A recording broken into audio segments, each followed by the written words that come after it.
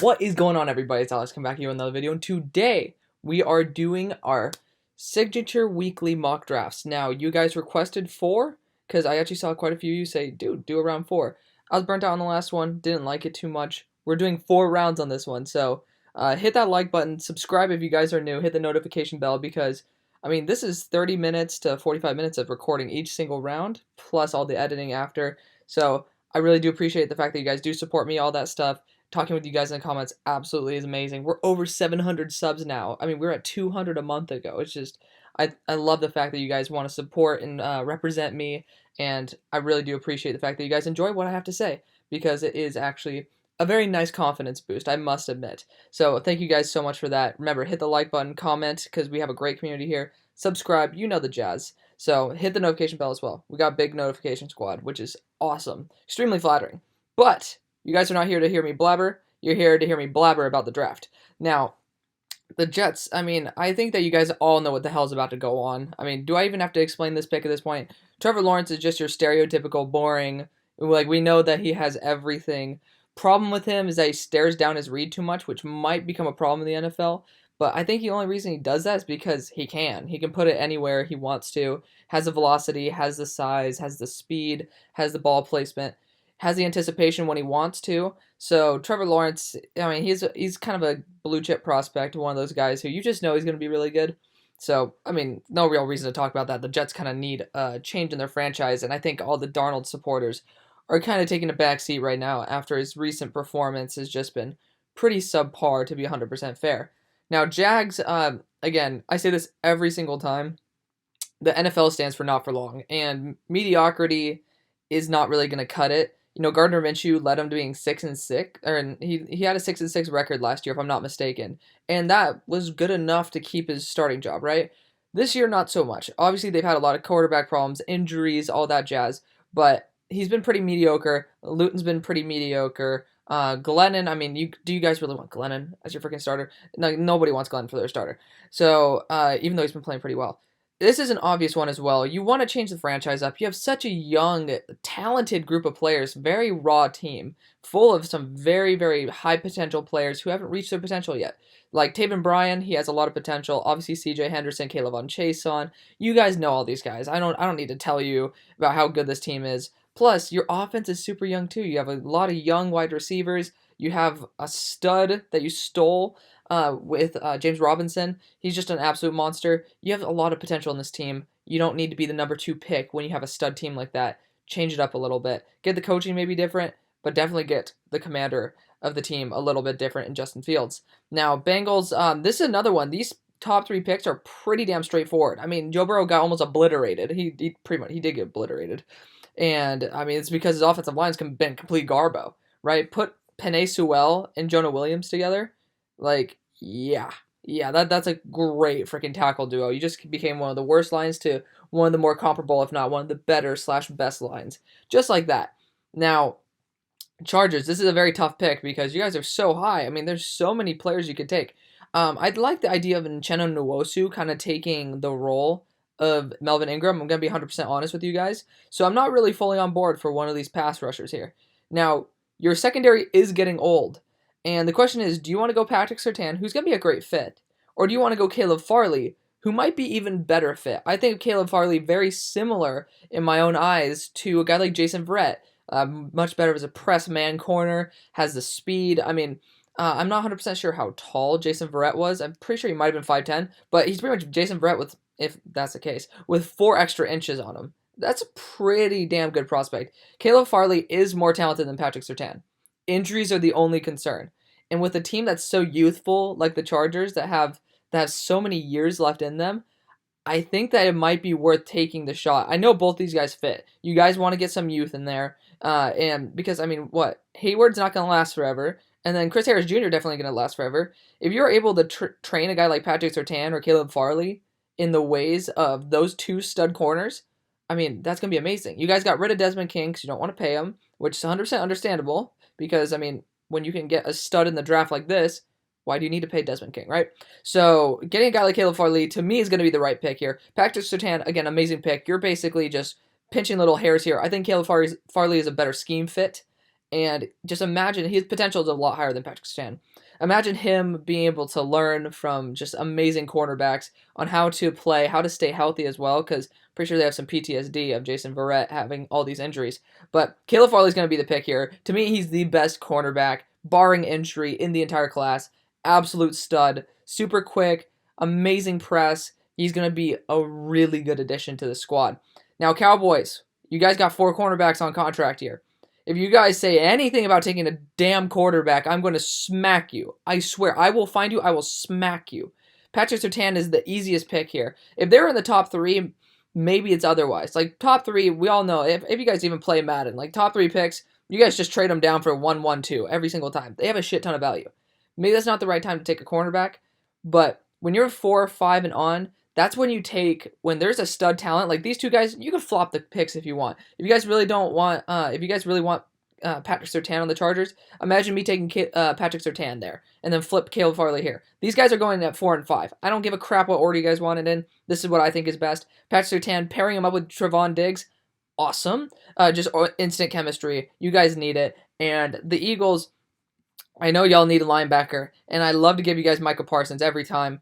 However, I realize that your offense is kind of a big issue, and there's better value for me in the second with the linebackers. So, I mean, Jamar Chase, you just can't pass up. He was better than Justin Jefferson, right? Justin Jefferson's been lighting it up. 90.1 PFF grade, if I'm not mistaken. Like, second best all time in their rookie year to Odell Beckham Jr., right?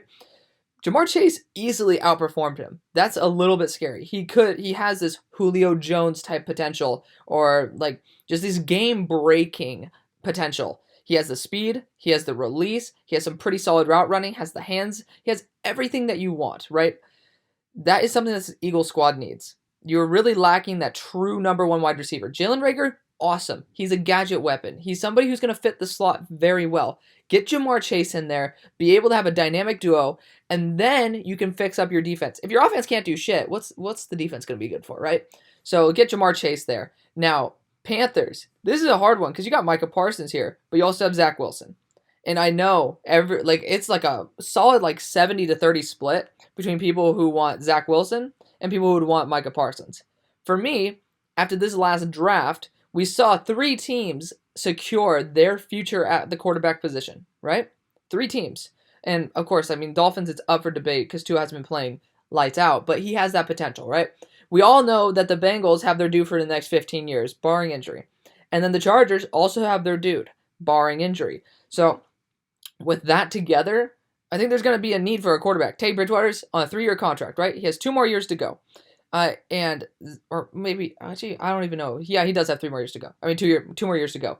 Bringing Zach Wilson in will allow him to sit for a year and then allow Teddy to be a backup or cut the year after. I think that's going to be an excellent growth opportunity. It's going to allow Zach Wilson to calm his attitude too, because he's a good guy, but he gets a little cocky with his abilities. He's able to sit behind a more calm quarterback like Teddy Bridgewater, be able to know how to check down, how not to be little fancy shuffle passes and shit. That is going to be golden for him. So I like it a lot. Zach Wilson, definitely the pick here. Now, Falcons. This is an interesting one, right?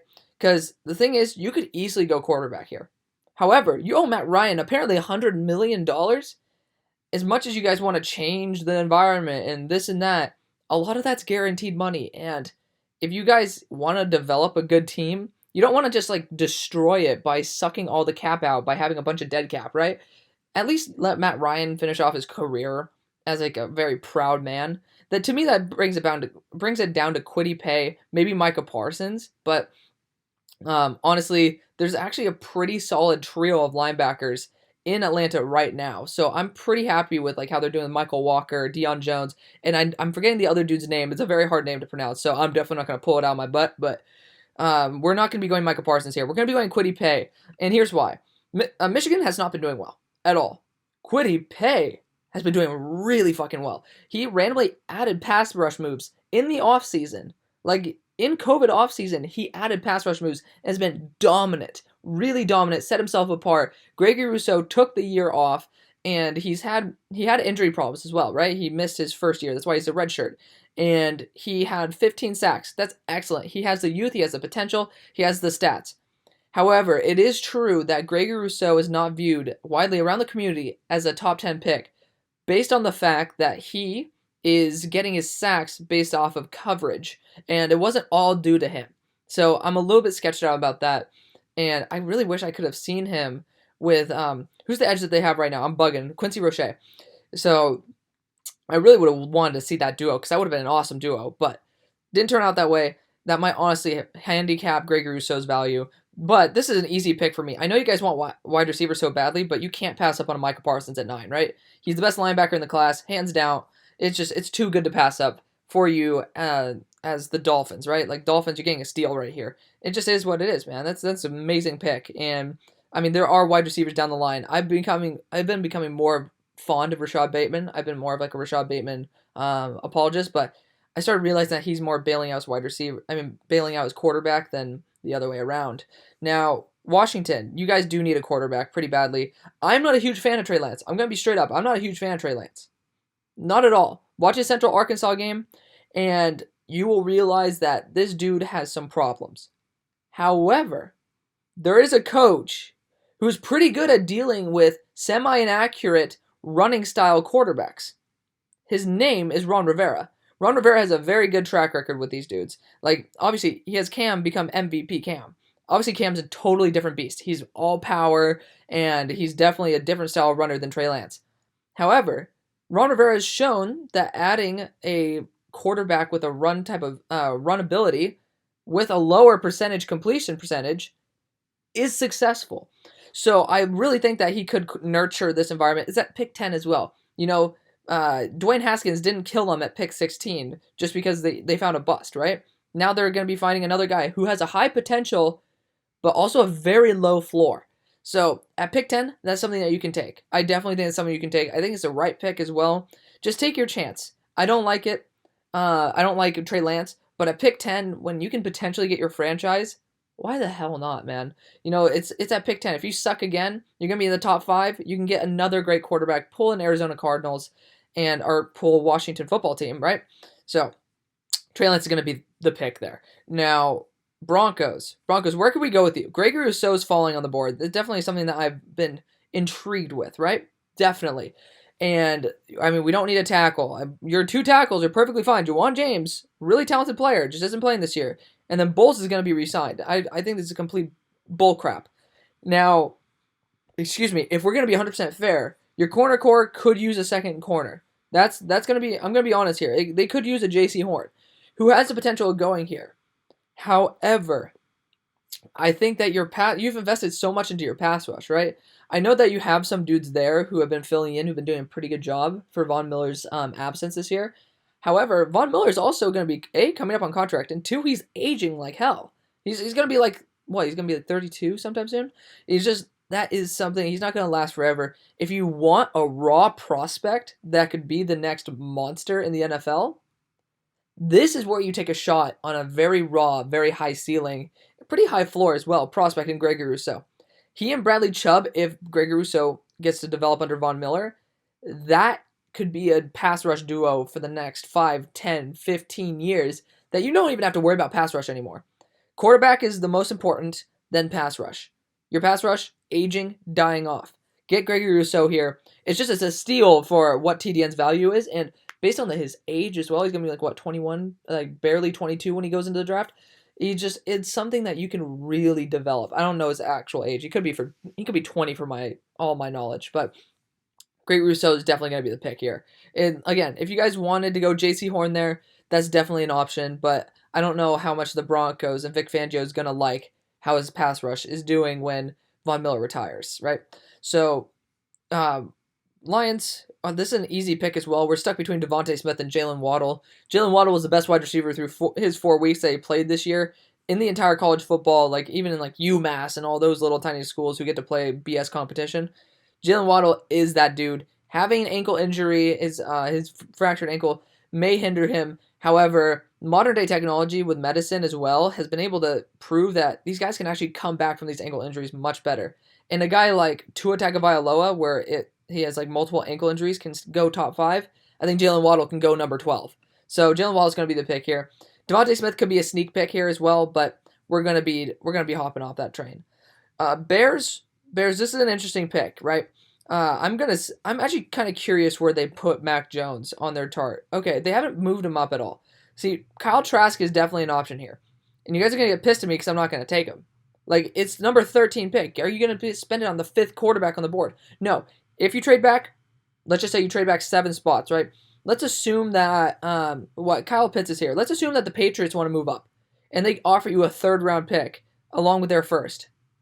Do it. Take your quarterback then. You got your extra value down the board, right? Then you're basically saying, oh, I'm taking this at pick 16 with an extra 3rd round pick. That's perfectly fine. At pick 13, you do not pick the 5th best quarterback. That's just final. You don't do that. That's just stupid. Otherwise, Jordan Love would have went as well. Like, there's just some certain things that, and I don't know how high the NFL teams are on Kyle Trask, and I mean, we're not very high on my hair right now, trust me, I'm not either.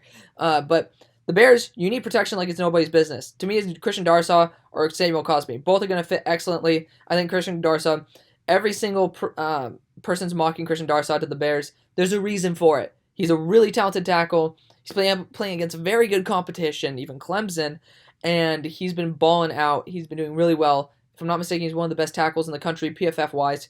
There's a reason for it. He's playing every snap really well, and he's going to be a great scheme fit, and he's playing against really good talent. That's all pointing in the right direction. Bears, your offensive line is Garbo. You drop any quarterback into there, they are going to die. Bears fans, stop being idiots. If you drop a quarterback into no line, they're going to die. Look at Carson Wentz right now. He's been playing pretty buns, but we've seen his potential. He has no line. What happens to him? He's getting freaking benched for Jalen Hurts. Like, it's stupid. Now, Niners, you guys need a corner. At this spot, this is where you could be like, okay, I'll take the 3rd corner off the board, right? J.C. Horn's going to be definitely the pick here. You know, we always see these top 2 corners going in probably the top 10. You saw last year, there was 2 corners in the top 10. Then there was what? I think there was a solid break until like pick 16. Which, I mean, there you go, pick 14. Until the 3rd corner was off the board to A.J. Terrell. Now, J.C. Horn's going to come off the board. Definitely a very solid cornerback. Can be versatile in multiple roles. Very good. He's very skin tight with his coverage. Very scary. Has like a very ominous presence. And when they just don't throw at him, man. They really don't. And he just is an absolute beast. I really like J.C. Horn. He has a very, very positive outlook towards the NFL. And going to a team where Richard Sherman should stay one more year, I assume, he might be able to learn from a very talented corner who will be able to teach him very well how to play the position. I think that's a very high floor pick right there. Now, Cards, we all know now, they really, really need. I mean, I think Cliff Kingsbury might be honestly hurting them in a way, but I'm not gonna like fully hop on that train. You guys need a cornerback. You know, freaking your outside number 2 corner, Kendrick, if I'm not mistaken. Like, he's like 32 years old, and he's pretty butt cheeks, and Patrick Peterson's also going to be gone. Get Eric Stokes, just a guy with a lot of talent. He has instincts. He has everything that you really want. As the computer fan starts to go off, again, all you 700-something people who are sub to me right now have heard me complain enough about the computer fan, so to you guys who are new, I am sorry about that. Now, Kyle Pitts is going to definitely be the pick here. Again, you drafted 2 tight ends in the 4th last year. Ossie and Dalton Keene are not going to be Kyle Pitts' grade. Kyle Pitts can play wide receiver if you damn need him to. He's a very versatile weapon, and it is what it is, man. Like, Kyle Pitts is just going to be everything that you need, whether Cam Newton's playing there, whether Jarrett Stidham's playing there, whether Kyle Trask or Mac Jones are playing there. Kyle Pitts is going to be a lifesaver. Now, Baltimore Ravens, we all know that you guys are looking for a wide receiver with some more stature. You guys complain about this every time. Now, I know that Joseph Asai's on the board. To me, it's up to Joseph Asai or maybe a bigger wide receiver. Like, we could be reaching for a Terrence Marshall, right? How tall is Terrence Marshall? He's like 6'3", right? Yeah. Okay. So Terrence Marshall is definitely on the board right now. Somebody who we could reach for. It's not really a reach. Terrence Marshall can go anywhere in the draft right now. Devontae Smith, he's 6'1", 175. I mean, he's going to be the same type of profile as a Hollywood Brown with a couple more inches on him. Rashad Bateman, he's like, 6'1"? Yeah. Like, he's not the type of dude you're looking for. If you're looking for a bigger, more stout wide receiver, you would go for a guy like Terrence Marshall. However, I think that there's better value, hint, in the 2nd round with a guy like Amon-Ra St. Brown, who, how tall is he? He's 6'1" as well. But however, he plays a lot larger. So I think there's more value with a guy like that, maybe in the 3rd round, where you can get some more weapons. I'm pretty sure, if I'm not mistaken, Yannick Ngakoue's contract's up this year. It's pretty much one and done. And it's kind of looking like you're done. You guys need the pass rush. like nobody's business. Joseph Asai is an excellent fit here. I'm going to be putting him there. I know you guys don't want to hear that. However, that's what you're going to hear. I know that you guys want a wide receiver there. It's not going to happen. There's just not enough value for you guys. I don't think you guys want to reach into like the second round territory to draft a guy in the first when you can get a stud pass rusher in Joseph Asai. Now, Raiders, you guys do need some pass rush. Your linebackers doing fine. I don't know this bullshit. Interior offensive line, I know you guys could definitely use it. I don't think you guys are the type to use a first round pick on that though. I'm gonna be 100% fair. I don't think you guys are gonna use a first round pick on an interior offensive lineman. You guys do need some pass rush though. Where can we look for that? Azeez Ojulari, again, I don't really think that's the right pick. Now is where you can get a stud interior defensive player who could develop into a Fletcher Cox type. J2FLA has been on my board in the top 2, top 1 rounds for quite a while now, thanks to Mel Kiper. It's not my fault. I mean, I started doing all this because I saw Mel Kiper start talking about these dudes, right? So J2FLA is going to be the pick here. I know you guys are like dying for somebody on the interior to help with the pass rush, help with the run stuffing. J2FLA is your guy. He's a very versatile interior defensive player. He is definitely going to be, arguably, I'm pretty sure there's a 95% chance he's going to be the first interior player off the board. That's going to be the right pick, in my opinion. Now, there's definitely still some good guys on the board, right? There's Wyatt Davis on the board, excellent guard, and there's going to be guys like Eichenberg who hasn't let up a damn sack since like 2018 or something. That's pretty insane. It caused me as well some stud guys on the board. However, Giants, you guys do need some edge help, but there's not enough value here. I don't know why the hell you guys keep winning. You guys need to stop winning. But again, you guys are going to get JOK here. There's no doubt in my mind. You can use a boundary corner. That's 100% true. But you guys need some extra linebacker help. You got your run-stuffing tackler in Blake Martinez, right? He's doing a great job.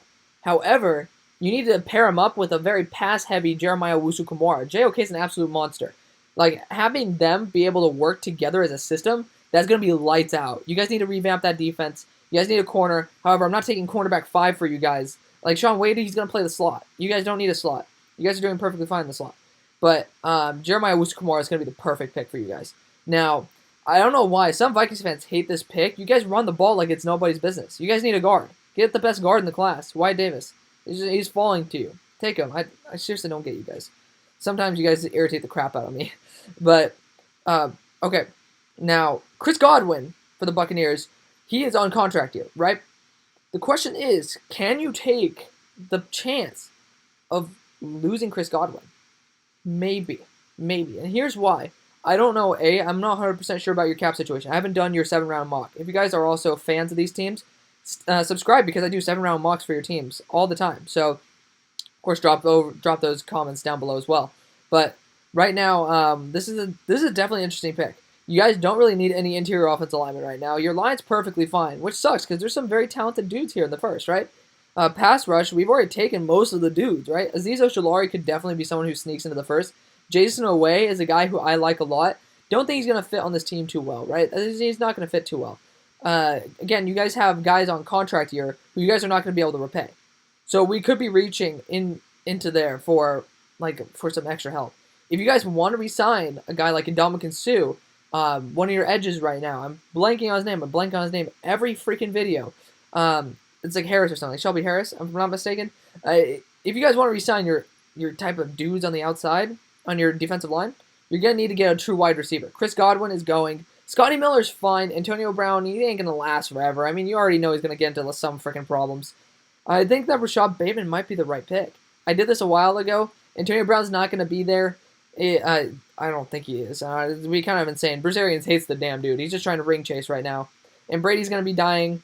Chris Godwin's not going to be, you need to invest in that defense because that's the only thing that can help him out. If they can get Rashad Bateman, that's going to be the best pick for him. Rashad Bateman's going to be the pick. You guys will probably disagree with that, but that's okay. It is the way it is. Devontae Smith is going to be a steal here at pick 22, though. I just didn't think he would fit too well in the Buccaneers. I think Rashad Bateman would have been a much better fit. Devontae Smith's going to be a perfect fit. You guys are kind of looking more for that slot type of guy with some extra speed, separation ability. Not these big dudes who have some separation ability, but are much more of that possession/aggressive type where they're able to go grab the ball rather than get a separator. Devontae Smith will have instant chemistry with Tua. It's going to be a great situation. Now, Colts, this is the easiest pick for me. It's either Eichenberg or Mayfield, and to me, it's going to be Mayfield 10 out of 10 times. Mayfield, Yeah, he only did 6 reps against Chase Young, but he's stuffed him all 6 reps, man, and he's just been getting better and better. That put him on the radar. That was like, oh shit, hold on, like he's good, but now we're seeing that he developed, and now he's actually playing really well. So he caught our eye. Now he's showing us how good of a talent he is. Definitely somebody. Eichenberg could easily be the pick here, but you need to solidify that left tackle spot because Costanzo ain't going to be there. He just freaking got injured. I mean, the poor guy was thinking about quitting as it is. Now he's definitely gone. Now, Titans. Titans, I seriously do think you still need some edge presence here. I don't know if you guys are going to re-sign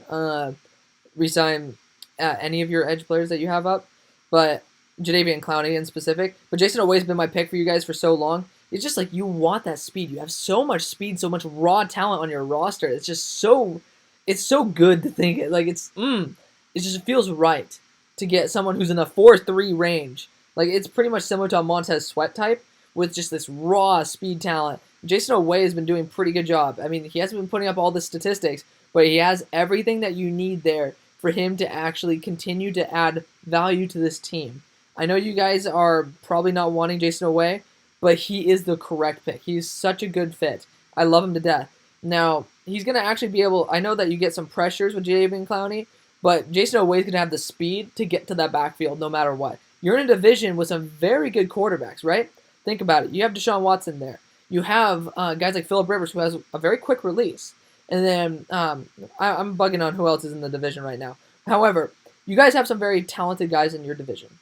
You guys are going to want to have a guy who can reach the backfield within the time needed or be able to chase down the guy who you're going to be playing up against. I think Jason Oweh is going to be that type of guy. Jadeveon Clowney probably doesn't have that long more of a career in the NFL with how he has been playing over his career. Kind of a bust given his grand potential. He's been an absolute monster. Now, Jets, we could be going multiple routes here, right? We can get some protection because again, I don't like what's his name. I'm bugging. I'm really bugging right now, guys.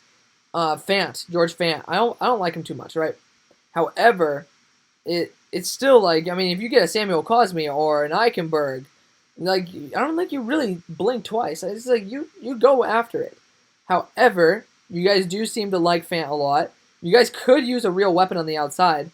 And if I'm gonna be honest, I don't see the Bills taking a running back. I don't see them taking a running back. Yeah, I don't see a running back being taken. Maybe besides the Steelers. Steelers could be the only ones who really do it. Which Steelers don't take first round running backs. I've never seen them do it. And ETN in that Notre Dame game, I'm sure that scared the shit out of Tomlin. I'm bugging on them. Screw them. And you already know Terrence Marshall's not going to be there. You guys need a real weapon on the outside again. You guys got Denzel Mims. Terrence Marshall's going to be an excellent pairing with him. And it's just going to be a very solid dynamic duo there. You have a lot of talent, and Crowder apparently isn't in your long-term future. He is getting older. He is very expensive. Get Terrence Marshall, and he has a lot of potential, a lot of speed. Very good player. Came out of kind of nowhere. Kind of shows how damn good LSU was last year. But, yeah, I mean, really talented roster. Now, Jags, what do we do with you? You guys have an early second pick. We don't need to go a tight end here. That's kind of bullshit, right?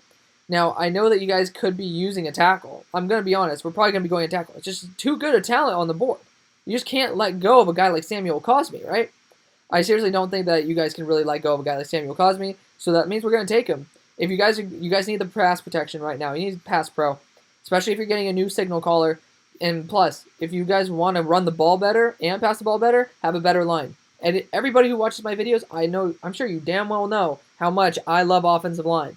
Offensive line usually has a pretty strong correlation with how well a team does overall, right? Unless, of course, they have an ass defense. So you don't want no butt cheeks around on your defense. But, of course, there's always exceptions. However, most quarterbacks kind of need a good line. Most running backs kind of need a good line. Unless you have the best of all time, which I assume probably not the full case here. However, Bills, you guys do need a second corner here. I'm going Darian Kendrick. I don't like Sean Wade in this scheme. He's a slot corner. And I think you guys want more of a boundary corner. That's kind of the way it is. I don't think you really need a slot corner right now. Darian Kendrick has been a very talented, very consistent prospect.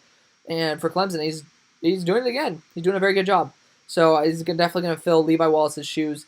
And again, Darius Jackson being your third guy, fine enough. Somebody who you guys can keep for a little while. Maybe draft down down the line, just get another good one. But interesting idea, guys. If you guys are Bills fans, think about this. Whatever cornerback you're going to get is going to be a great corner, and here's why. Because they're getting reps against some of the best wide receivers in the NFL. Think about that. If you're getting the reps against the best, then you're going to be facing guys who are worse. So you guys are going to have practice against the best, and it's going to be easier. It's just, think about that idea for a little while, because it's something that struck me. I started thinking about it for a while, and it's kind of true. It's kind of true, except there's always exceptions to every rule. But Darian Kendrick is going to be a really good guy on your team. You guys, I know it for a fact. Now, Browns, you guys do need linebacker. Dylan Moses is probably going to be the dude, but Zaven Collins could be a nice pick, man. It could be a nice pick. Again, we could be going wide receiver here if we want to, but there's nobody on the freaking board, right? You're going to draft Chris Olave at this point. Chris Olave is a very good separator, but it's not really a vibe. Edge, Aziz is not really going to be in the picture right now either. Cornerback, I mean, you could go slot corner in Shaun Wade. I mean, you already got some Ohio State dudes there. I mean, it wouldn't be that bad of an idea, right? I don't know who your slot corner is right now, so again, correct me in the comment section down below.